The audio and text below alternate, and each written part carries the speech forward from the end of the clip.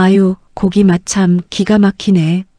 올케는 평생 우리 집 종년 노릇이나 하라 그래. 지가 갈 데가 어딨어? 친정은 다 망해서 오갈 데도 없는 게 평생 우리 집 식모살이나 하면 돼. 마당에서 최고급 한우를 구우며 시누이는 깔깔 웃었습니다. 바로 옆방, 저는 30년째 시어머니의 똥기저귀를 갈고 있었죠. 남편은 소주잔을 비우며 한마디 거들었습니다. 캬, 술 달다. 네 말이 딱 맞다. 엄마 저렇게 숨 딱 넘어가면 그 많은 유산은 싹 다 우리 거야. 어디 굴러온 돌이 남의 돈을 탐내. 저 여자한텐 진짜 10원 한 푼도 국물도 없어. 땡전 한 푼 안 줄 거야. 하지만 두 사람은 몰랐습니다. 숨을 거두기 직전 시어머니가 제 손바닥에 6자리 숫자를 눌러 적었다는 것을. 그리고 며칠 뒤 유언장이 열리던 날 저를 길바닥에 내쫓았던 두 사람이 제 바짓가랑이를 붙잡고 땅바닥을 기게 됩니다. 대체 그 낡은 금고 안에는 무엇이 들어 있었을까요? 사연 시작 전에 구독과 좋아요 함께 해주세요. 함께 하시는 모든 분들 가정에 축복 넘치시길 바라겠습니다.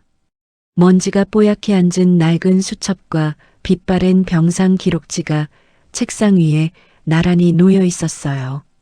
장태사는 그 두 물건을 번갈아 들여다보며 안경을 벗었습니다. 20년 넘게 법조계 밥을 먹으면서 이토록 통쾌한 결말을 본 사건이 또 있었을까요? 3년 전 그날의 기억이 어제 일처럼 그의 눈앞에 되살아났죠. 그 무렵 어느 오래된 단독주택 안방에서는 코를 찌르는 냄새가 방 안가득 배어 있었습니다.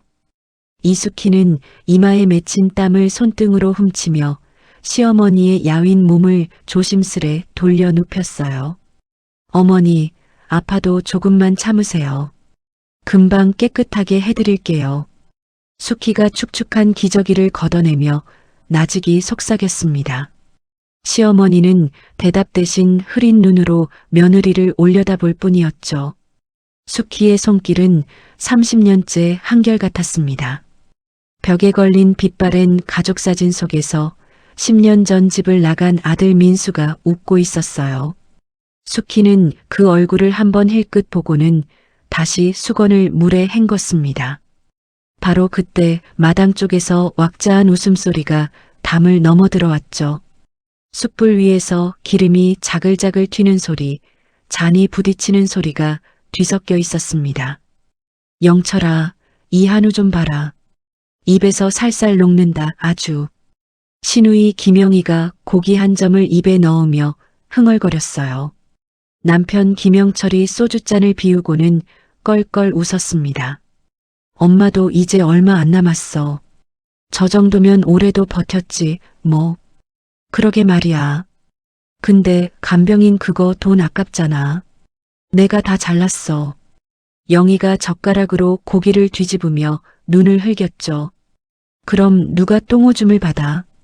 설마 우리가 하냐? 영철이 인상을 쓰자 영희가 코웃음을 쳤습니다. 올케가 있잖아, 올케가. 저 여편네는 평생 우리 집 식모 팔자야. 어디 딴 데 갈 데나 있겠어. 하긴 그 여자가 갈 데가 어디 있어. 남매의 웃음소리가 안방 문틈으로 스며들어 왔어요. 숙희는 그 말을 다 들으면서도 손을 멈추지 않았습니다. 세숫대야에 붉게 물든 수건을 헹구고 또 헹궜죠. 입술을 꾹 다문 채 시어머니의 굳어가는 손끝을 하나하나 주물렀습니다. 여러분이라면 그 자리에서 어떻게 하셨을까요? 숙희는 참았습니다. 그저 참기만 했어요. 그 순간 너클 놓고 누워있던 시어머니가 갑자기 눈을 번쩍 떴습니다. 핏기 없는 손이 숙희의 소매자락을 덥석 붙잡았죠. 어머니, 왜 그러세요? 어디 아프세요? 숙희가 깜짝 놀라 몸을 숙였습니다. 시어머니의 떨리는 손가락이 방 한 구석, 낡은 장롱 밑을 가리켰어요. 저기를 뜯어봐라. 숨이 넘어갈 듯한 목소리였습니다. 수키는 영문도 모른 채 장롱 밑으로 기어들어갔죠. 들뜬 장판을 손톱으로 뜯어내자 먼지 구덩이 속에서 손바닥만 한 철제 금고가 나왔습니다. 테이프로 겹겹이 칭칭 감긴 낡은 금고였어요. 어머니, 이게 대체 뭐예요?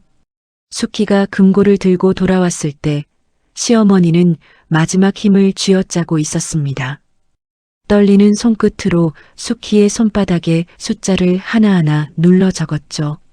이거 아무한테도 보이지 마라. 너만 알아야 해. 6자리 숫자를 다 적은 시어머니가 금고를 수키의 품으로 밀어 넣었습니다. 그러고는 스르르 눈을 감았어요.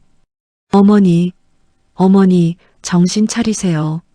수키가 시어머니의 어깨를 흔들었지만 대답이 없었습니다. 방 한쪽에서 기계가 요란한 경고음을 울리기 시작했죠. 수키는 얼른 금고를 앞치마 속에 감추고 베란다 세탁기 뒤로 밀어 넣었습니다. 그러고는 창문을 열어젖히고 목이 터져라 소리쳤어요. 사람 살려요. 누가 좀 도와주세요. 마당의 남매는 음악 소리만 키울 뿐 고개도 돌리지 않았습니다. 지나가던 행인이 놀라 달려왔고 얼마 뒤 구급차가 골목으로 들이닥쳤죠. 시어머니가 들것에 실려나가는 그 다급한 와중에도 영철과 영희는 술상을 치우지 않았습니다. 병원 응급실 앞복도 의사가 조용히 고개를 저었을 때 수키는 차가운 바닥에 주저앉아 어깨를 들썩였어요. 그 곁에서 영철은 서류 뭉치를 만지작거리고 있었습니다. 영희야, 사망 서류 몇 장 더 떼어놔. 여기저기 낼 데 많아. 영철이 낮은 목소리로 속삭이자 영희가 고개를 끄덕였죠. 어머니가 숨을 거둔 그 자리에서 남매의 머릿속은 온통 다른 계산으로 가득했습니다. 정말이지 사람이 이렇게까지 모질 수가 있을까요? 빈소가 차려지자마자 남매는 조문객보다 봉투에 먼저 눈이 갔습니다. 입구에 앉아 부의금 봉투를 뜯어 액수를 확인하고는 각자 가방에 쓸어 담았죠. 영희는 사람들 앞에서만 손수건으로 눈가를 찍어 눌렀어요. 정작 30년을 병수발한 수키는 주방 구석으로 밀려나 산더미 같은 그릇을 닦았습니다. 장례 이튿날 밤이었습니다. 시어머니와 오래 정을 나눈 동네 세탁소 노부부가 조심스레 빈소를 찾아왔어요. 자네 시어머니가 참 고운 분이었는데 이거 얼마 안 되지만 받아요. 노부부가 수키에게 봉투를 내밀려던 그때 영철이 팔을 툭 쳐냈습니다. 됐고요. 돈도 안 되는 손님들은 그만 가세요. 바빠 죽겠는데. 영철이 노부부의 등을 떠밀어 문 밖으로 내쫓았죠. 수키는 그 광경을 멀리서 바라보며 입술만 깨물었습니다. 발인이 끝나고 화장터에서 유골함이 나오는 그 엄숙한 순간에도 남매는 자리에 없었어요. 한쪽에서는 외제차 판매원과 전화를 붙잡고 낄낄대고 있었죠. 수키 혼자 유골함을 가슴에 안고 장지에 다녀왔습니다. 머릿속에는 세탁기 뒤에 감춰둔 그 낡은 금고 생각뿐이었어요. 모든 절차가 끝나자 남매는 수키를 두고 먼저 택시를 잡아 타고 사라졌습니다. 1시간 뒤 시내버스를 타고 집에 도착한 수키의 눈앞에 기막힌 광경이 펼쳐졌죠. 안방 살림살이가 죄다 마당에 나뒹굴고 있었습니다. 현관 앞에는 영철과 영희가 팔짱을 낀 채 떡하니 버티고 서 있었어요. 어딜 들어와. 이제 이 집은 네가 발 디딜 때가 아니야. 영철이 종이 한 장과 인주를 바닥에 툭 던졌습니다. 여기 지장 찍어. 재산이고 뭐고 다 포기한다고. 위자료? 그런 거 없어. 수키의 등을 떠밀어 마당 바닥에 무릎을 꿇렸죠. 영희는 수키의 낡은 보따리를 발로 걷어차 담장 밖 시궁창으로 쳐넣었습니다. 평생 우리 집 종이나 하지 어디서 감히. 수키는 천천히 몸을 일으켰습니다. 바닥에 떨어진 종이를 집어들더니 두 손으로 쭉 찢어버렸어요. 찢긴 종이를 영철의 얼굴을 향해 흩뿌리고는 뒤도 돌아보지 않았습니다. 곧장 베란다로 걸어가 세탁기 뒤에 감춰둔 그 금고를 꺼내 품에 안았죠. 그러고는 대문을 열고 어두운 골목길로 걸어나갔습니다.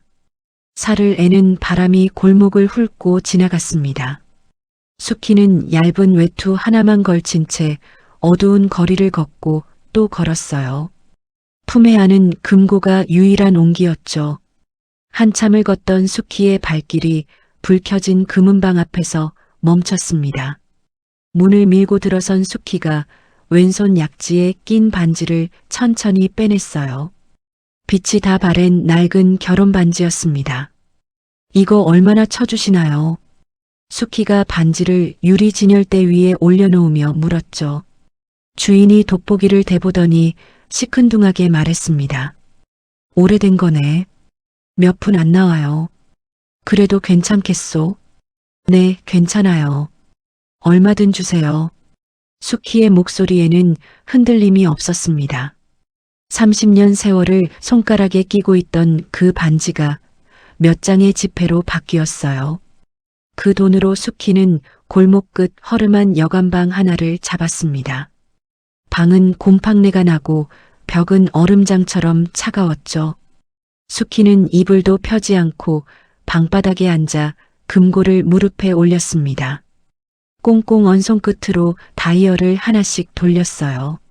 시어머니가 손바닥에 적어준 6자리 숫자였습니다. 찰칵! 경쾌한 소리와 함께 금고 뚜껑이 열렸습니다. 수키는 숨을 죽이고 안을 들여다봤어요.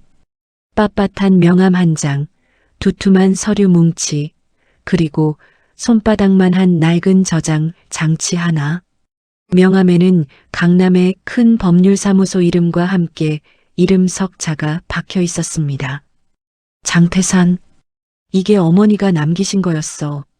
수키가 명함을 손에 쥔 채 나직이 중얼거렸죠.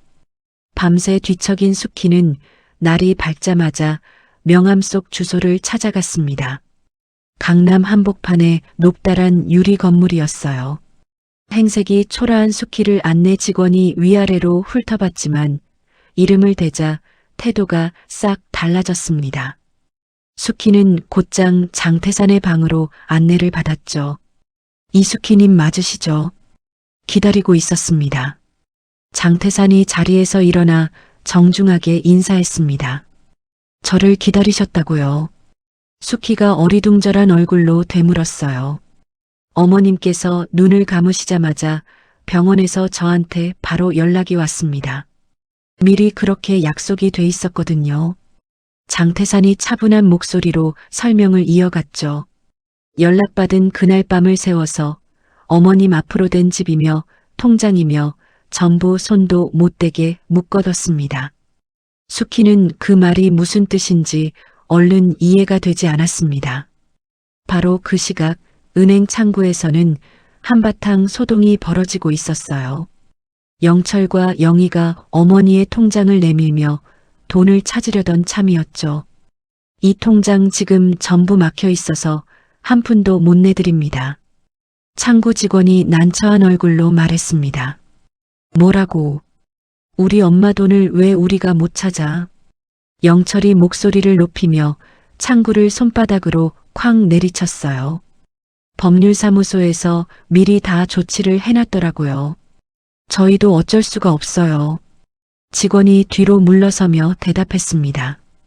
영철이 유리 칸막이를 주먹으로 쿵쿵 두드리자 경비원이 달려왔죠. 이거 안 나. 내 돈이라고, 내 돈. 영철이 팔을 붙들린 채 밖으로 끌려나갔습니다. 영희는 얼굴이 하얗게 질려 발만 동동 굴렀어요. 오빠, 이거 분명히 그 여편네 짓이야. 올케가 돈을 다 빼돌린 거라고. 영희가 이를 부득부득 갈며 소리쳤죠. 돈줄이 막힌 남매의 등 뒤로 어느새 사채업자의 독촉 전화가 쉴 새 없이 울리기 시작했습니다.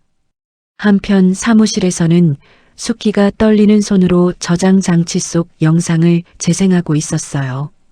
화면 속에는 뼈만 앙상하게 남은 시어머니가 앉아 있었습니다. 내 아들놈이고 딸년이고 사람이 아니야. 짐승만도 못한 것들이지. 시어머니의 목소리가 방 안에 나직이 울려 퍼졌죠. 숙희 너한테 다 준다. 이 어미가 가진 거 전부. 그걸로 저것들을 발 아래 두거라. 숙희의 눈에서 뜨거운 것이 툭 떨어졌습니다. 서류 뭉치를 두 손으로 꽉 움켜쥐었어요. 어머니 다 알고 계셨구나. 그 긴 세월을 다. 숙희가 흐느끼며 어깨를 떨었죠. 장태산이 손수건을 건네며 조용히 입을 열었습니다. 오늘 오후에 그 집에서 유언장을 여는 자리가 있습니다.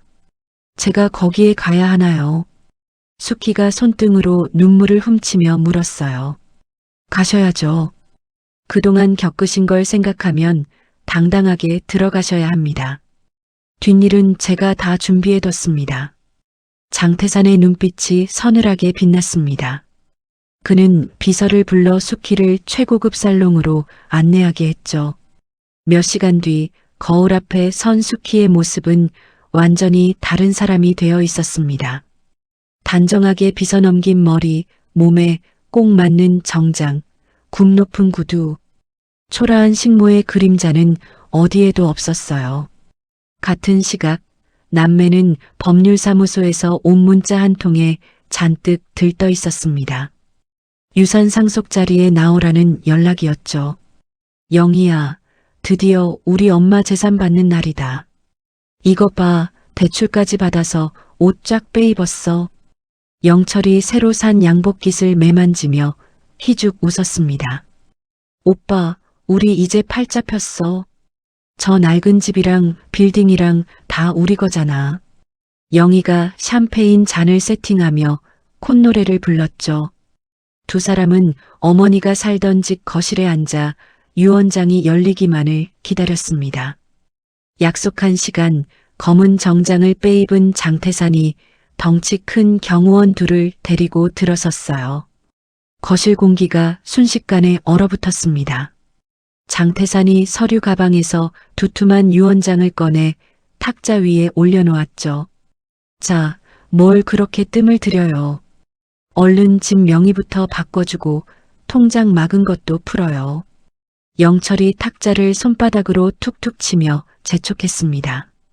장태산은 그 손을 지그시 밀어내고는 차분히 종이를 펼쳤어요.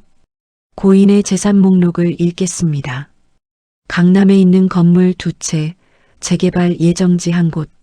장태산이 하나하나 읊어 내려갔습니다. 액수가 커질수록 남매의 입은 귀에 걸렸죠. 100억이 넘는 현금 자산. 영희야 들었어. 100억이래, 100억. 영철이 영희를 끌어안고 팔짝팔짝 뛰었습니다. 두 사람이 샴페인 잔을 부딪히려는 바로 그 순간이었어요. 장태산이 마지막 문장을 또박또박 읽어 내려갔습니다. 이상 모든 재산을 며느리 이숙희에게 전부 물려준다. 거실에 무거운 정적이 내려앉았습니다. 영철의 손에서 샴페인 잔이 미끄러져 바닥에 산산조각 났어요. 뭐라고? 방금 뭐라고 했어?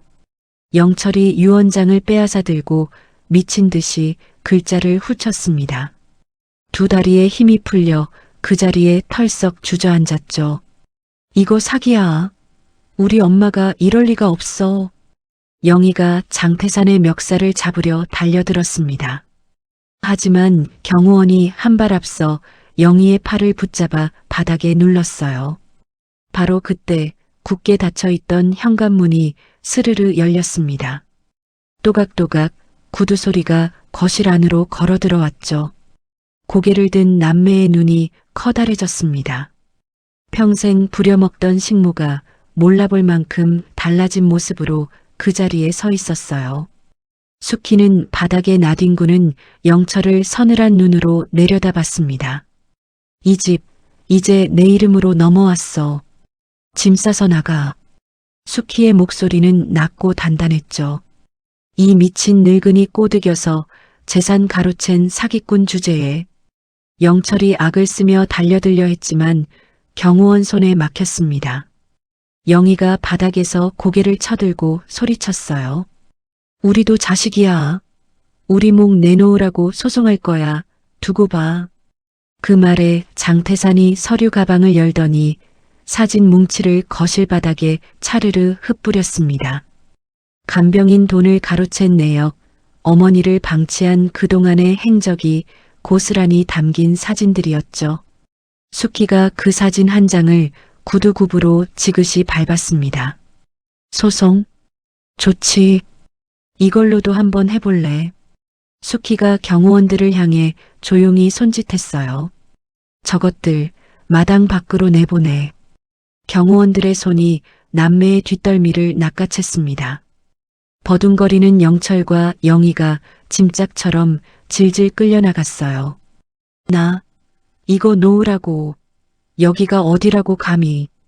영철이 발버둥을 쳤지만 소용없었죠. 명품 가방이며 옷가지가 쓰레기 봉투에 담겨 마당 밖으로 던져졌습니다.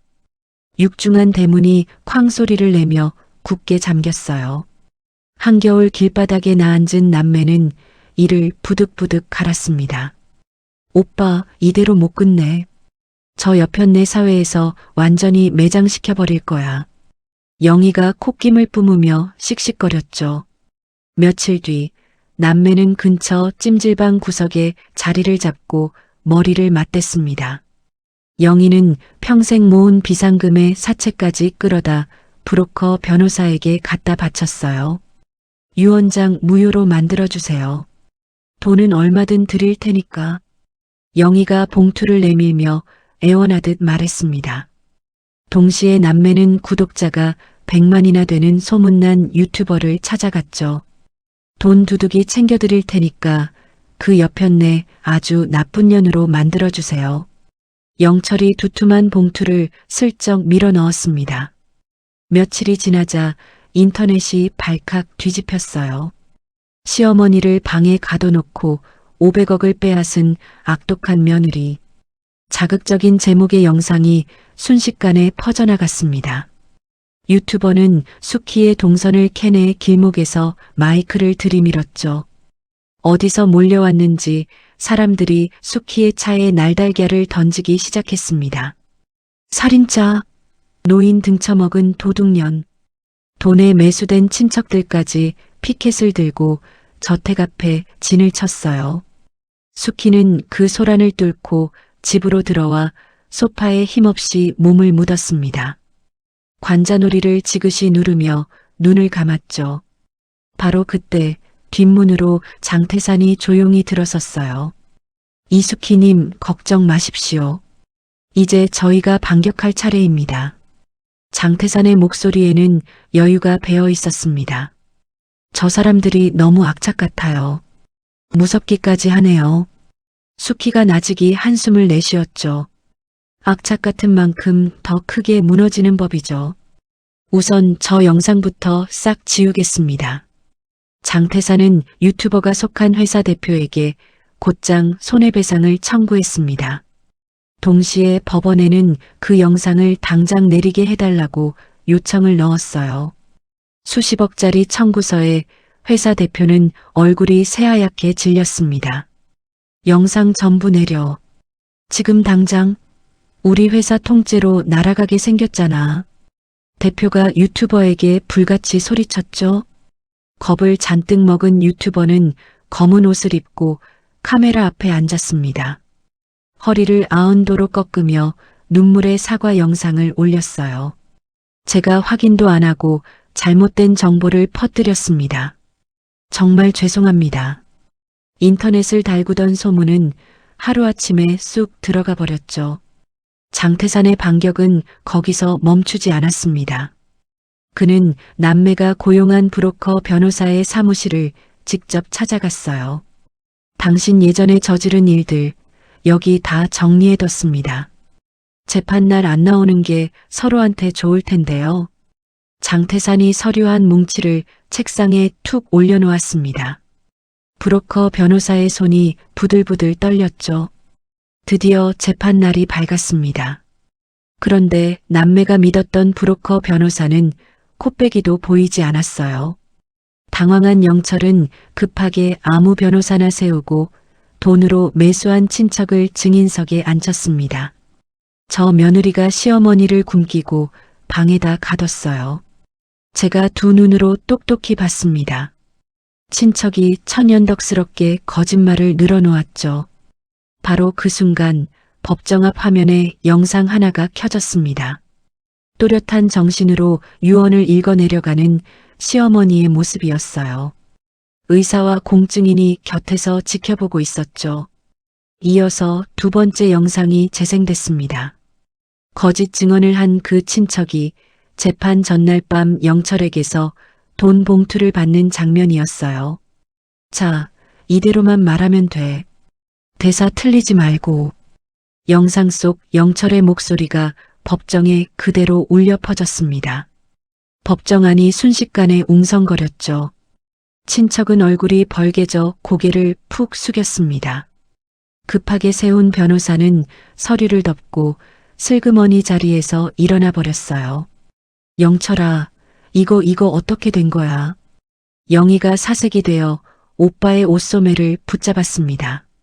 영철은 대답도 못하고 입만 뻐끔거렸죠. 판사가 무거운 목소리로 입을 열었습니다. 거짓 증언을 시키고 법정을 우롱한 죄, 그냥 넘어갈 수 없습니다. 세 사람 모두 조사가 필요합니다. 법정 직원들이 다가와 세 사람의 손목에 수갑을 채웠어요. 판사님, 제발요. 한 번만 봐주세요. 제가 잘못했습니다. 영철이 바닥에 엎어져 눈물 콧물을 쏟았습니다. 수키는 방청석에 앉아 그 모습을 조용히 지켜봤죠. 눈 하나 깜짝하지 않았어요. 수갑을 찬 채 끌려나가는 남매의 뒷모습을 끝까지 바라볼 뿐이었습니다. 여러분이라면 그 순간 어떤 기분이었을까요? 30년 묵은 응어리가 그제야 조금씩 풀리는 듯 했죠. 승소가 확정된 날, 수키는 시어머니가 살던 그 낡은 집으로 향했습니다. 굴착기가 굉음을 내며 담벼락을 허물기 시작했어요. 이 자리에 어려운 사람들 돕는 재단을 세울 거예요. 수키가 무너지는 집을 바라보며 나직이 말했습니다. 터를 파는 공사가 시작됐죠. 수키는 강남의 조용하고 안전한 집으로 거처를 옮겼습니다. 맞춤 정장을 차려입고 전문가들과 마주 앉아 재단 세울 일을 하나하나 챙겼어요. 커다란 유리창 너머로 서울의 밤 풍경이 반짝였습니다. 이수키님, 정말 고생 많으셨습니다. 이제 시작입니다. 장태산이 잔에 와인을 따라주며 말했죠. 수키는 그 잔을 받아 단숨에 들이켰습니다. 30년 세월의 한이 씻겨 내려가는 듯 입가에 옅은 미소가 번졌어요. 한편 유치장 안의 남매는 서로를 물어뜯기 바빴습니다. 다 너 때문이야. 네가 그 유튜버니 모니 버린 거잖아. 영철이 영희의 멱살을 잡고 흔들었죠. 오빠가 먼저 그 여편네 내쫓았잖아. 오빠 탓이야. 두 사람이 엉겨붙어 싸우다 교도관들에게 뜯어말려졌습니다. 설상가상으로 영철에게 돈을 빌려줬던 사채업자가 소식을 듣고 들이닥쳤어요. 이자는 받아야지. 남은 물건이라도 다 가져가야겠어. 사채업자가 영철의 은신처 살림을 몽땅 실어갔습니다. 그 무렵 강남 한복판에는 새 간판 하나가 우뚝 세워졌죠. 희망 나눔 재단. 식모라 불리던 이수키의 새로운 삶이 그렇게 첫 발을 내디뎠습니다. 재판에서 완벽하게 이긴 지 어느덧 1년이 흘렀습니다. 수키가 세운 재단은 갈 곳 없는 아이들과 상처받은 사람들을 품으며 이름을 알렸어요. 이제 사람들은 수키를 이사장님이라 불렀죠. 바쁘지만 단단한 하루하루였습니다. 비가 추적추적 내리던 어느 늦은 오후였어요. 수키가 사는 집의 초인종 화면에 낯선 얼굴 하나가 잡혔습니다. 덥수룩한 수염에 옷은 온통 피로 얼룩져 있었죠. 수키는 그 얼굴을 보고 숨이 턱 막혔습니다. 10년 전 집을 나간 아들, 민수였어요. 엄마, 엄마, 나 좀 살려줘. 제발. 민수가 문 앞에 무릎을 꿇고 소리쳤습니다. 경비원들의 만류를 뿌리치고 기어이 올라온 참이었죠. 민수야, 너 그 몰골이 대체 뭐냐? 수키가 떨리는 손으로 문을 열었습니다. 남편을 내칠 때는 얼음장 같던 수키였지만 아들 앞에서는 달랐어요. 지옥 같던 시집살이를 버티게 해준 단 하나의 핏줄이었으니까요. 엄마, 나 사채 빚 때문에 죽게 생겼어. 저 사람들이 내 몸을 팔아넘긴다고 그래. 민수가 가방에서 종이 한 장을 꺼내 들이밀었습니다. 지장이 찍힌 각서, 그리고 험악한 사내들에게 둘러싸인 영상이었죠. 이거 봐, 엄마. 내일 아침까지 30억 안 주면 나 진짜 죽어. 민수가 바닥에 머리를 쿵쿵 찧었습니다. 엄마, 빌딩 하나만 팔아줘. 응. 나 살려줘, 엄마. 수키의 얼굴이 하얗게 질렸어요. 아들이 죽는다는 말에 그만 정신이 아득해졌죠. 알았어. 알았으니까 머리 그만 찧어. 엄마가 어떻게든 해볼게. 수키가 떨리는 손으로 전화기를 집어들었습니다. 변호사님, 내일 아침까지 빌딩 하나 팔아서 현금 마련해 주세요. 급해요. 아주 급해요. 수키의 목소리가 다급하게 흔들렸어요. 전화를 받은 장태사는 뭔가 이상하다는 낌새를 챘습니다. 이수키님, 잠깐만요. 하필 아드님이 이 타이밍에 나타난 것도 그렇고 영상 속 사람들 움직임도 어딘가 어색합니다. 어색하다니요. 지금 애가 죽는다는데. 수키가 목소리를 높였죠. 딱 하루만요. 빌딩 파는 건 하루만 미루십시오. 제가 알아보겠습니다. 장태사는 곧장 전직 형사 출신 조사원에게 연락을 넣었습니다. 이 청년 최근에 어디서 돈 썼는지, 어디를 돌아다녔는지 싹 다 알아봐 주세요. 지금 당장. 밤새 뒤를 캔 조사원이 놀라운 장면을 잡아냈어요. 민수가 물티슈로 얼굴에 핏자국을 쓱쓱 지우는 모습이었습니다. 피는 진짜 피가 아니었죠. 민수는 멀쩡한 얼굴로 강남의 화려한 술집으로 걸어 들어갔어요. 몰래 찍은 화면 속에는 낯익은 얼굴들이 있었습니다. 집행유예로 풀려난 영철과 영희였죠. 조카, 아주 연기 하나는 기가 막히더라. 그 엄마 얼굴 봤어. 영철이 술잔을 들며 낄낄댔습니다. 이번엔 진짜 30억이야. 우리 다 같이 팔자 고치는 거지. 영희가 비싼 양주를 따르며 웃었어요. 세 사람은 잔을 부딪히며 사기극을 자축하고 있었습니다. 다음 날 아침 수키가 사는 건물 1층이 발칵 뒤집혔죠. 문신을 새긴 험상궂은 사내들이 야구 방망이를 들고 들이닥쳤어요. 김민수 어딨어? 당장 안 내놔. 사내들이 유리문을 쾅쾅 두드리며 고함을 질렀습니다. 창밖으로 그 광경을 지켜보던 수키의 얼굴이 새파랗게 질렸죠. 엄마, 저것들이야. 저것들이 날 잡으러 온 거라고. 얼른 돈 보내줘, 엄마. 민수가 수키의 팔을 붙잡고 흔들었습니다. 수키가 벌벌 떨리는 손으로 계좌 비밀번호를 누르려던 바로 그 순간이었어요. 현관문이 열리며 장태산이 뛰어들어왔습니다. 멈추십시오. 그 손 멈추세요. 장태산이 수키의 전화기를 낚아채 전원을 꺼버렸죠. 그러고는 탁자 위에 사진 뭉치를 차르르 쏟아냈습니다.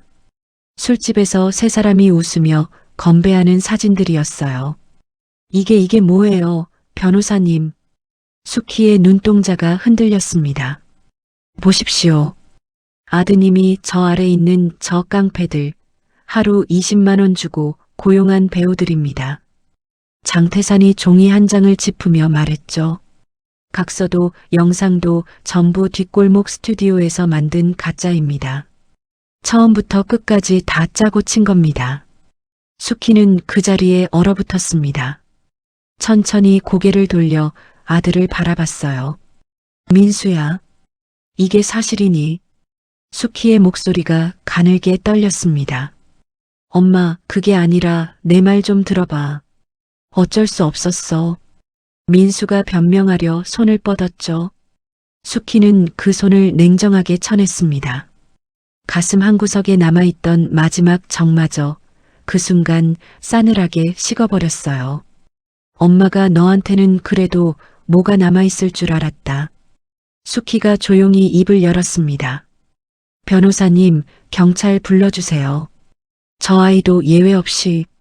수키의 목소리는 얼음처럼 차가웠죠. 신고를 받고 대기하던 형사들이 순식간에 1층으로 들이닥쳤습니다. 가짜 깡패 노릇을 하던 배우들이 그 자리에서 붙잡혔어요. 동시에 위층으로 올라온 형사들이 민수의 양팔을 뒤로 꺾었습니다. 엄마, 엄마 미안해. 한 번만 봐줘, 엄마. 민수가 바닥에 엎어져 발버둥을 쳤죠. 수키는 그 얼굴을 끝내 쳐다보지 않았습니다. 창밖으로 고개를 돌려버렸어요. 장태산이 형사에게 쪽지 한 장을 건넸습니다. 영철과 영희가 숨어있는 곳의 주소였죠. 그 시각 근처 허름한 여관방에서는 두 사람이 짐을 싸고 있었습니다. 아들이 돈 붙였다는 연락만 오기를 기다리는 중이었어요. 그런데 문이 벌컥 열리며 형사들이 들이닥쳤죠. 뭐야? 우리가 뭘 했다고? 영철이 소리를 질렀지만 소용없었습니다. 세 사람은 나란히 경찰서 로비에 앉혀졌어요. 기자들의 카메라 불빛이 사방에서 터졌습니다. 다 네가 시작한 거잖아. 이 못난 놈아. 영철이 민수를 향해 발길질을 했죠. 큰아버지가 판짱 거면서 왜 나한테 그래? 민수가 악을 쓰며 대들었습니다. 영희는 기자들을 향해 삿대질을 하며 발악을 했어요. 경찰서 주차장, 차 안에서 수키가 그 아수라장을 지켜보고 있었습니다. 천천히 창문을 끝까지 올렸죠. 바깥의 소음이 뚝 끊겼습니다. 기사님 출발하죠. 수키가 나직이 말했어요. 차가 부드럽게 미끄러져 나가는 동안 수키는 뒤를 돌아보지 않았습니다. 핏줄이라는 마지막 미련까지 그렇게 완전히 지워버렸어요. 사기극을 벌인 세 사람이 붙잡히고 다시 3년의 세월이 흘렀습니다. 조사실에서 서로 죄를 떠넘기며 진흙탕 싸움을 벌이던 영철과 영희, 민수. 셋은 나란히 무거운 벌을 받고 감옥에 갇혔어요. 가장 먼저 문을 나선 사람은 영철이었죠. 하지만 마음을 고쳐먹을 생각은 조금도 없었습니다. 막노동판을 기웃거려 봤지만 매번 쫓겨나기 일쑤였어요. 이봐 아저씨, 힘도 못 쓰면서 왜 나와? 딴 데 알아봐. 현장 반장이 손사래를 치며 영철을 내몰았습니다. 뒤이어 나온 영희도 사정은 마찬가지였죠. 식당 주방에서 일하다 계산대에 손을 대고는 그 길로 도망자 신세가 됐어요. 민수 역시 어미를 등쳐먹은 놈이라는 꼬리표에 전과 기록까지 붙어 어디서도 받아주질 않았습니다. 갈 곳 없는 영철과 영희는 보증금도 없는 쪽방 하나를 얻어 함께 지냈어요. 매일같이 소주병이 나뒹구는 지옥 같은 나날이었죠. 오빠 배고파 죽겠어. 뭐라도 좀 먹어야지. 영희가 텅 빈 방바닥에 널브러져 중얼거렸습니다. 돈이 어딨어. 있으면 내가 안 먹었겠냐. 영철이 신경질을 부리며 벽을 걷어찼어요. 며칠을 굶은 영희는 결국 편의점 앞을 서성였습니다. 야외 테이블에 누가 먹다 남긴 도시락이 놓여 있었죠. 영희가 그걸 슬쩍 집어들고 달아나려는데 주인이 달려나왔어요. 이 아줌마가 남이 먹던 걸 왜 훔쳐가? 주인이 영희의 뺨을 철썩 후려쳤습니다. 한때 명품으로 온몸을 감싸던 여자가 길바닥에서 손찌검을 당하는 신세가 됐죠. 바로 그 무렵이었어요. 수키의 희망 나눔 재단은 전국에서 가장 큰 어르신 마을을 완성했습니다. 개관식이 열리던 날 외국 기자들까지 수백 명이 몰려들었죠. 이 안에 상처받은 분들만을 위한 병동을 따로 마련했습니다. 수키가 직접 가위를 들고 테이프를 끊었어요. 플래시가 사방에서 터졌습니다. 고운 진주 목걸이에 단정한 정장을 차려입은 수키가 단상에 올랐죠. 그동안 재단의 도움을 받은 수천 명이 자리에서 일어나 울에 같은 박수를 보냈습니다. 이 재단이 여러분의 든든한 울타리가 되겠습니다. 곁에 선 장태산이 힘주어 말했어요. 행사가 끝나고 근사한 연회장에서 축배가 오가던 그 시각. 반값을 못 낸 영철과 영희는 쪽방에서 쫓겨나 복도로 내동댕이 쳐졌습니다. 짐 다 뺐어. 다신 얼씬도 하지 마. 관리인이 두 사람의 보찜을 던지며 소리쳤죠. 살을 애는 한겨울, 남매는 얇은 옷 한 벌로 눈보라 속을 헤맸어요. 무료 급식소가 열린다는 말에 도심 공원까지 걸음을 옮겼습니다. 그런데 급식소 앞에는 이미 수백 명이 줄을 서 있었죠. 배고픔에 눈이 뒤집힌 영철이 새치기를 시도했어요. 어딜 끼어들어. 이 인간이. 덩치 큰 노숙자들이 달려들어 영철을 두들겨 팼습니다. 피투성이가 되어 바닥에 쓰러진 영철의 눈앞에 꽁꽁 언 밥 덩어리가 툭 떨어졌죠. 영철은 그걸 두 손으로 주워 허겁지겁 입에 밀어 넣었어요. 바로 그때였습니다. 공원 한복판에 세워진 커다란 전광판에 불이 들어왔죠. 연말 방송사 시상식이 화려하게 중계되고 있었어요. 사회자의 목소리가 공원에 쩌렁쩌렁 울려 퍼졌습니다.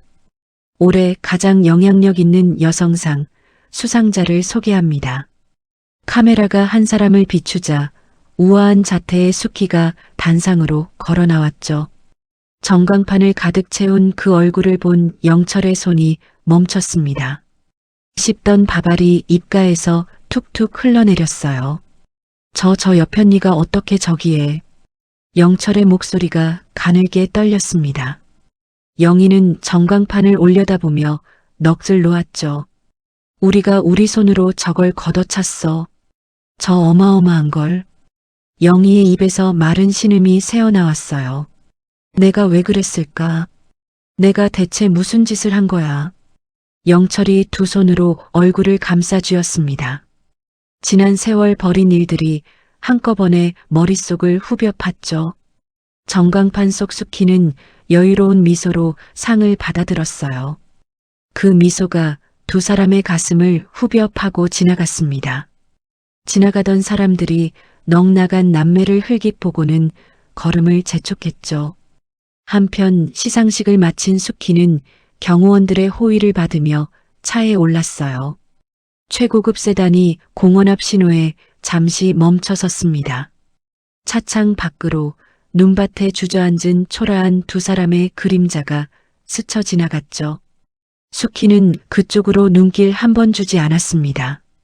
무릎에 올린 화면으로 내일 재단 일정을 꼼꼼히 살필 뿐이었어요. 따뜻한 차 한 잔 드시죠. 오늘 정말 고생하셨습니다. 장태산이 조심스레 잔을 건넸습니다. 수키가 잔을 받아들고는 옅게 웃었죠. 다음은 형편 어려운 사람들 위한 법률 상담소예요. 여기 서명하면 되죠. 수키가 망설임 없이 서류에 이름을 적어 내려갔어요. 신호가 바뀌고 세단이 젖은 도로 위를 부드럽게 미끄러졌습니다. 주저앉은 남매가 있던 그 공원이 점점 멀어져 갔죠. 여러분, 이런 게 인생의 뒤바뀜이라는 걸까요? 차디찬 아스팔트에 웅크린 채 두 사람은 서로를 원망하기 시작했어요. 다 오빠 탓이야. 오빠가 그 옆편네만 안 건드렸어도. 닥쳐. 내년이 유튜버니 뭐니 이를 키웠잖아. 두 사람의 악다구니 위로 무심한 눈발만 소리 없이 쏟아졌습니다. 그 눈은 밤새도록 그칠 줄을 몰랐죠. 수키가 그 상을 받고 반년쯤 지난 여름이었습니다. 어르신 마을도 재단 사업도 거칠 것 없이 뻗어나가던 무렵이었죠. 그런데 새로운 그림자 하나가 조용히 다가오고 있었어요. 대형 건설사를 주무르는 황 회장이라는 사람이었습니다. 황 회장은 어르신 마을 바로 옆 알짜배기 땅에 눈독을 들이고 있었죠. 그 땅에 큰 상가를 올려 동네 상권을 통째로 쥐려는 속셈이었어요. 저 재단만 없으면 이 일대가 다 내 손안인데 말이야. 황 회장이 손가락으로 책상을 톡톡 두드리며 중얼거렸습니다. 며칠 뒤 어르신 마을로 들어가는 길목이 대형 트럭들로 꽉 막혔죠. 황 회장이 부린 사람들이 일부러 길을 틀어막은 겁니다. 먹을거리도 약도 안으로 들어오질 못했어요. 이거 누구 트럭이에요? 당장 좀 빼주세요. 어르신들 굶게 생겼어요. 재단 직원이 발을 동동 굴렀지만 운전기사들은 콧방귀만 뀌었죠. 거기서 그치지 않았습니다. 황 회장에게 돈을 받은 몇몇 신문사들이 이상한 기사를 연달아 쏟아냈어요. 재단이 후원금을 빼돌려 어르신들 밥을 부실하게 준다는 거짓 기사였죠. 구청 공무원들까지 뇌물을 받고 느닷없이 마을을 들쑤셨습니다. 세금 조사에 위생 점검이랍시고 사무실을 온통 뒤집어 놓았어요. 이사장님, 이번엔 상대가 만만치가 않습니다. 돈이며 권력이며 한통속이에요. 장태산이 굳은 얼굴로 말했죠. 일부 기업 후원자들이 슬금슬금 손을 뗐습니다. 마을 어르신들 사이에도 쫓겨나는 거 아니냐는 불안이 번져갔어요. 바로 그때 황 회장이 보낸 사람이 종이 한 장을 들고 찾아왔죠. 회장님 말씀이 땅이랑 재단을 헐값에 넘기시면 다 없던 일로 해준답니다. 숙희는 그 종이를 한참 내려다봤습니다. 구겨진 합의서 위로 30년 시집살이를 끝장내던 그날의 서슬이 다시 차올랐어요. 변호사님, 지금 당장 좀 와주세요. 이번엔 물러설 생각 없어요. 숙희가 전화기를 들고 나직이 말했죠. 한 걸음에 달려온 장태산이 두툼한 자료를 펼쳤습니다. 이 황 회장, 예전에도 이런 식으로 남의 땅 여러 개를 빼앗았더군요. 이번엔 방어가 아니라 아예 끝을 봐야 합니다. 장태산의 눈빛이 서늘하게 빛났어요.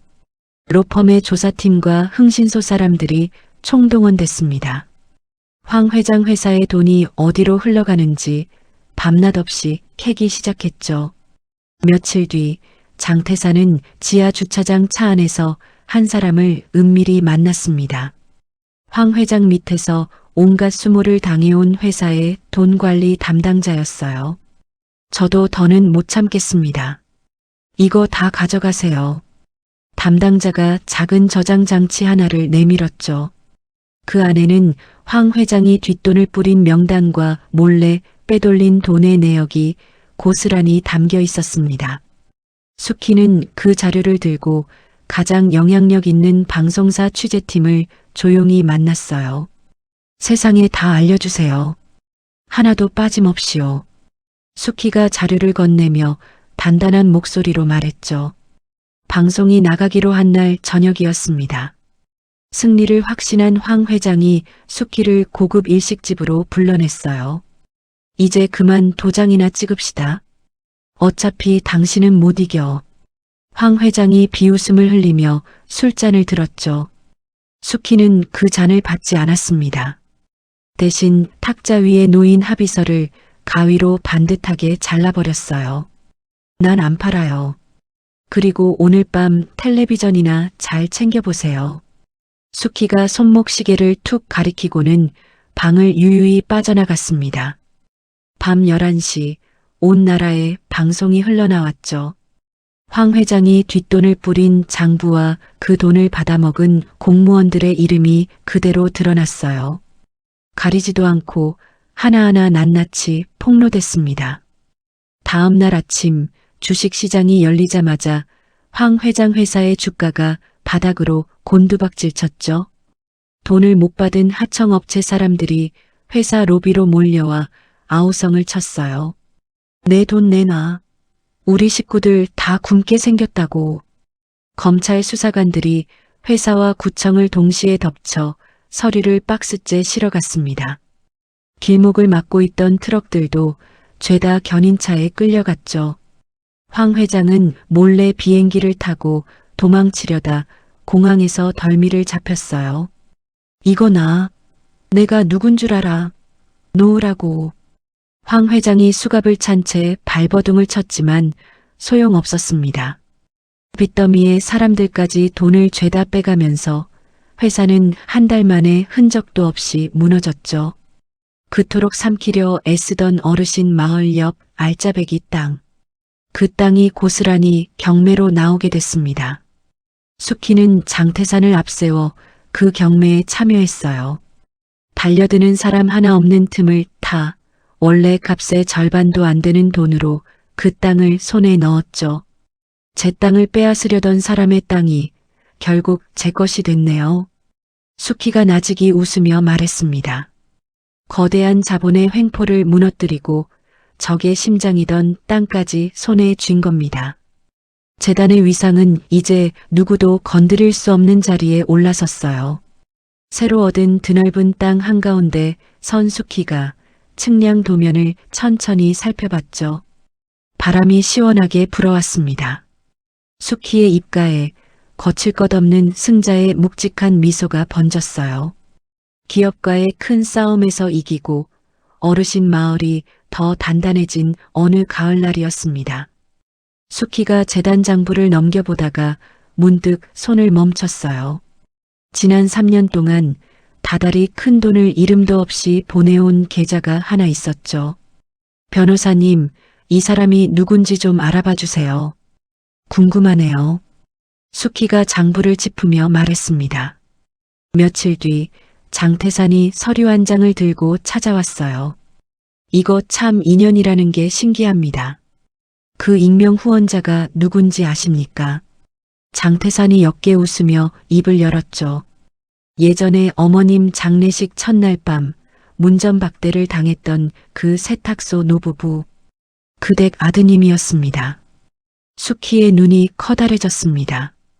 세탁소 노부부의 아들은 수키가 남몰래 쥐어준 학원비로 공부를 마쳤어요. 지금은 어엿한 회사 대표가 되어 있었죠. 받은 은혜를 잊지 않고 조용히 재단에 큰 돈을 보내온 겁니다. 내가 그 집에 진 빚이 있는데 이제야 갚으러 가야겠어요. 수키가 자리에서 일어났습니다. 수행원들을 데리고 낡은 세탁소를 찾아갔죠. 다림질을 하던 노부부가 문을 열고 들어선 수키를 보고 눈이 휘둥그레졌어요. 아이고, 이게 누구야? 수키 아니야. 할머니가 거친 손으로 수키의 두 손을 덥석 붙잡았습니다. 그 험한 세월을 어찌 다 견뎠어. 이렇게 훌륭한 사람이 되고. 할머니의 주름진 눈에서 눈물이 뚝뚝 떨어졌죠.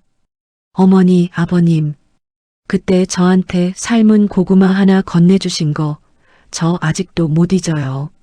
수키의 목소리가 촉촉하게 젖었어요. 수키는 그 자리에서 세탁소 건물을 통째로 사들여 노부부 이름으로 돌려놓았습니다. 거기에 어르신 마을 제일 좋은 방까지 평생 살 수 있게 마련해줬죠. 노부부가 마을로 이사하던 날 재단 식구들이 커다란 현수막을 들고 두 분을 맞았어요. 받은 정을 잊지 않은 사람들의 훈훈한 이야기가 그렇게 완성됐습니다.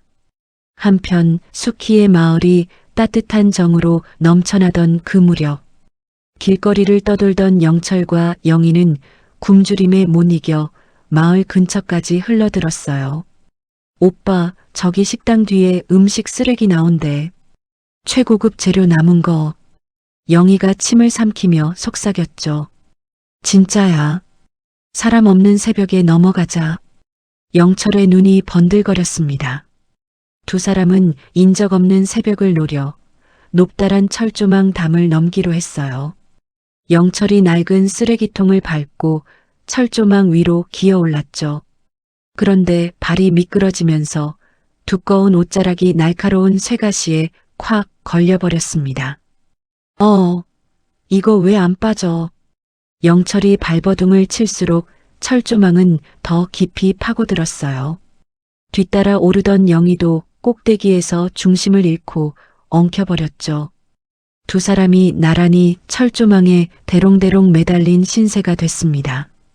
오빠, 나 좀 빼줘. 살이 찢어져. 아파 죽겠어. 영희가 비명을 질렀어요. 내 코가 석자야. 나도 못 움직인다고. 살을 파고드는 쇠가시와 살을 애는 추위 속에서 두 사람은 밤새 매달려 있었죠. 움직일수록 몸이 더 옥죄어 왔습니다. 새벽 내내 얼어붙어가며 남매는 쉰 목소리로 살려달라 외쳤어요. 날이 밝고 마을로 출근하던 장태산이 그 광경을 발견했습니다. 담장 철조망에 걸린 채 축 늘어진 두 사람. 콧물과 침까지 얼어붙어 차마 눈뜨고 못 볼 몰골이었죠. 경비원들과 직원들이 몰려나와 싸늘한 눈으로 두 사람을 올려다봤어요. 소방서에 연락하세요. 저 무단 침입자들 끌어내리게. 장태산이 코를 막으며 차갑게 지시했습니다. 구조대원들이 절단기로 철조망을 잘라내자 영철이 바닥으로 툭 떨어졌죠. 동상 걸린 손으로 장태산의 구두를 부여잡았어요. 제발 숙희 얼굴만 딱 한 번만 보게 해주시오. 영철이 벌벌 떨며 애원했습니다. 장태산은 그 손을 가차없이 뿌리쳤죠. 당신들이 발로 걷어찬 복은 두 번 다시 돌아오지 않습니다. 영희는 담장 너머로 보이는 따뜻한 마을 풍경을 멍하니 바라봤어요. 자기가 차버린 그 자리를 향해 목이 쉬도록 흐느꼈습니다. 출동한 경찰과 구급대원이 두 사람을 들것에 실었죠.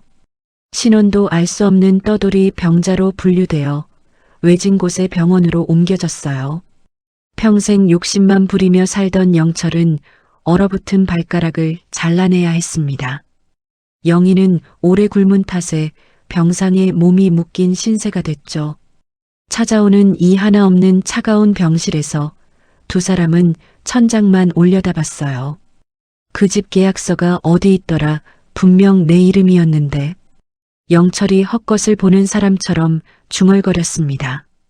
한때 100억을 손에 쥔다며 샴페인을 터뜨리던 사람들이었죠. 이제는 헛소리나 되뇌는 처지가 됐어요.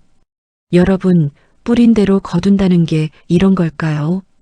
식모라 비웃던 여자의 담장 하나를 못 넘고 두 사람은 그렇게 나락으로 굴러떨어졌습니다. 장태산은 두 사람이 병원에 격리됐다는 마지막 보고를 받고 서류철을 조용히 덮었죠. 말끔하게 정리된 마을 담장 너머로 맑고 서늘한 가을바람이 불어왔어요. 숙희의 마을을 감싸고 있던 마지막 티끌 하나까지 그렇게 흔적 없이 씻겨나갔습니다. 그로부터 다시 5해가 흘렀습니다. 맑은 봄날 아침 60 중반에 접어든 숙희가 옥상 정원에 서 있었어요. 머리에는 어느새 흰 서리가 곱게 내려앉았죠. 숙희는 손수 기른 난초에 물을 뿌리며 하루를 시작했습니다. 평온하고 또 단단한 아침이었어요. 그 곁으로 여전히 든든한 장태산이 다가왔죠. 오늘 문 여는 무료 법률 상담소 개소식 가위입니다. 장태산이 가위를 건네며 웃었습니다. 세월 참 빠르죠. 이런 날이 올 줄이야. 숙희가 가위를 받아들며 나직이 말했어요. 지난 세월 숙희가 학비를 대주며 키워낸 아이들이 여럿 있었습니다. 갈 곳 없던 그 아이들이 이제는 어엿한 변호사가 되고 회계사가 되어 재단의 든든한 기둥이 됐죠. 이사장님 덕분에 제가 여기까지 왔습니다. 오늘은 제가 모시겠습니다. 한 젊은 변호사가 숙희의 팔짱을 끼며 활짝 웃었어요.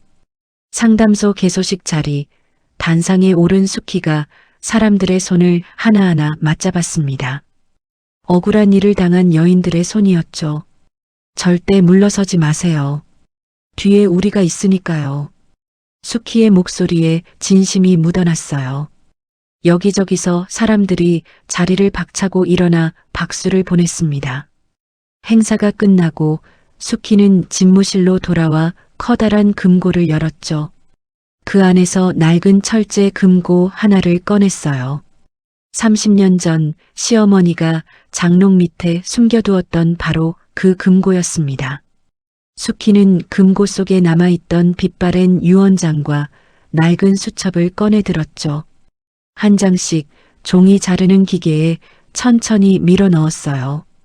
어머니, 이제 이건 그만 보내드릴게요. 수키가 나직이 중얼거렸습니다. 자기를 지옥에서 건져 올린 무기였지만 동시에 끔찍한 기억이 담긴 종이들이었죠. 그 종이가 하얗게 잘려나가는 걸 보며 수키는 지난 날과 완전히 작별했어요. 집무실 창밖으로 서울의 풍경이 시원하게 펼쳐졌습니다. 오후가 되자 수키는 외투를 걸치고 장태산과 함께 차에 올랐죠. 지난날 황 회장에게서 헐값에 사들였던 그 넓은 땅으로 향했어요. 그 땅에는 이제 근사한 건물 하나가 우뚝 서 있었습니다. 갈 곳 없는 젊은 엄마들이 아이를 키우며 손의 기술을 익히는 배움터였죠. 너른 텃밭까지 딸린 자립을 돕는 보금자리였어요. 이사장님, 여기서 벌써 아기 울음소리가 들립니다. 참 좋지 않습니까? 장태산이 건물을 올려다보며 말했습니다. 그러게요. 이 소리 들으려고 그 고생을 했나 봐요. 수키가 조용히 미소 지었죠. 당당한 걸음걸이 어디에도 30년 시집살이 하던 초라한 그림자는 없었어요. 그날 저녁 배움터가 문을 연 걸 기념해 마을 정원에서 작은 잔치가 열렸습니다. 거창한 출장 음식도 번거로운 격식도 없었죠. 두툼한 생삼겹살과 잘 익은 묵은지가 불판 위에서 지글지글 익어갔어요. 세탁소 노부부와 재단 식구들의 웃음소리가 정원을 가득 채웠습니다. 수키야, 이런 날이 다 오는구나. 우리가 오래 살고 볼 일이야. 할머니가 고기 한 점을 수키 앞접시에 놓아주며 웃었죠. 어머니, 많이 드세요. 오늘은 제가 다 구워드릴게요. 수키가 집게를 들고 고기를 뒤집었어요. 얄미운 시누이 눈치를 볼 일도 남편 먹으라고 고기를 나를 일도 없는 자리였습니다. 수키의 60평생에 이토록 마음 편한 밥상이 또 있었을까요? 하늘에는 별이 총총 박혀 반짝였죠. 한때 뒤란에서 혼자 삼키던 눈물이 이제는 맑은 웃음소리가 되어 밤 공기에 흩어졌어요. 젊은 변호사들이 수키에게 붉은 카네이션 한 다발을 안겼습니다. 이사장님, 저희 어머니 같은 분이세요. 늘 건강하세요. 한 청년이 잔을 들며 목이 메어 말했죠. 수키도 잔을 높이 들어 화답했어요. 잔치가 무르익을 무렵 장태산이 수키 곁으로 다가왔습니다. 이수키님, 정말 다 이기셨습니다. 진심으로 축하드립니다. 장태산이 고개를 깊이 숙였죠. 변호사님이 안 계셨으면 어림도 없었어요. 고마워요, 정말. 수키가 장태산의 잔에 손수술을 따라줬어요. 인생의 진짜 봄이 60 넘어왔네요. 근데 앞으로 할 일이 더 기대되지 뭐예요. 수키가 눈을 반짝이며 웃었습니다. 밤이 깊어 사람들이 하나둘 자리를 뜬 뒤였죠. 수키는 홀로 정원 벤치에 남아 시원한 밤바람을 맞았어요. 지나온 40년 세월이 눈앞에 천천히 흘러갔습니다. 지옥 같던 시집살이에서 유언장 하나를 쥐고 일어선 날. 핏줄의 배신도 거대한 자본의 횡포도 모조리 이겨낸 날들. 수키를 짓밟고 속였던 이들은 철조망에 찢기고 차가운 병실에 누워 있었죠. 오직 착한 마음을 품은 사람들만이 수키가 세운 울타리 안에서 편히 쉬고 있었어요. 자리에서 일어난 수키가 밤하늘을 향해 크게 기지개를 켰습니다. 내일 아침 또 다른 누군가의 손을 잡아주러 나설 참이었죠. 달빛이 분수대 물결 위로 곱게 부서져 내렸어요. 텅 빈 정원에 수키의 또각또각 구두 소리만 경쾌하게 울려 퍼졌습니다. 유리창에 비친 자신의 꼿꼿한 모습을 수키가 가만히 바라봤죠. 그 어떤 비바람에도 흔들리지 않을 가장 환한 미소가 그 얼굴에 번졌어요. 30년이었습니다. 이수키가 시어머니의 똥기저귀를 갈고 욕창을 닦고 밤새 굳어가는 손발을 주무르던 그 긴 세월 말이죠. 누구도 알아주지 않았고 돌아온 건 종이라는 비웃음과 길바닥으로 내쫓기는 수모뿐이었습니다. 하지만 여러분, 세상은 참 신기하지 않습니까? 말없이 흘린 눈물과 묵묵히 지킨 도리는 언젠가 반드시 제 값을 하더라고요. 수키를 짓밟은 이들은 철조망에 걸리고 차가운 병실에 누웠지만 수키는 수많은 약자의 손을 잡아주는 사람이 되었습니다. 고구마 하나의 정을 잊지 않은 노부부에게도 그 은혜는 고스란히 되돌아왔죠. 결국 사람이 뿌린 것은 좋든 나쁘든 다시 제게로 돌아온다는 것. 오늘 이 이야기가 지금 힘든 시간을 견디고 계신 누군가에게 작은 위로가 되었으면 좋겠습니다. 당신의 오늘도 결코 헛되지 않을 겁니다. 오늘의 이야기는 여기까지입니다. 여러분은 지금 어디에서 이 이야기를 듣고 계신가요? 이야기를 끝까지 함께 해주셨다면 댓글에 듣고 계신 지역과 잘 들었어요. 로 여러분의 흔적을 남겨주세요. 아직 구독하지 않으셨다면 구독 버튼도 잊지 마시고요. 저는 다음 사연으로 다시 찾아뵙겠습니다. 감사합니다.